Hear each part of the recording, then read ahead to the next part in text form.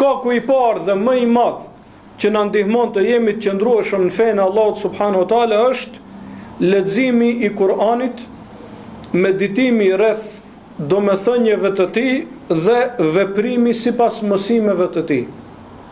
Shkaku i parë dhe kryesor është që ta lexojmë librin e Allahut subhanahu wa taala. Sepse si do të jemi në të qëndrueshëm, si do të praktikojmë fenë, si do ta dimë se çka është mirë, çka është keq, nëse nuk e lexojmë librin e Allahut subhanahu wa taala, i cili e ka zbritur domethënë për këtë qëllim. Pse është Kurani shkaku më i madh i qëndrueshmërisë në fe? Sepse Kurani drejtohet njerëzit, është fjalë direkte prej Allahut drejtuar njerëzit.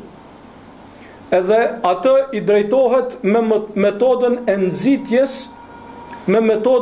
nxitjes dhe të kërcënimit. Sepse njeriu për ta vepruar një vepër duhet t'ja di vlerën e asaj vepre dhe duhet t'a di rrezikun nga mosveprimi i kësaj vepre. Edhe kjo është metoda e Allahut subhanahu wa taala kur ju drejtohet besimtarve dhe njerëzve në Kur'an.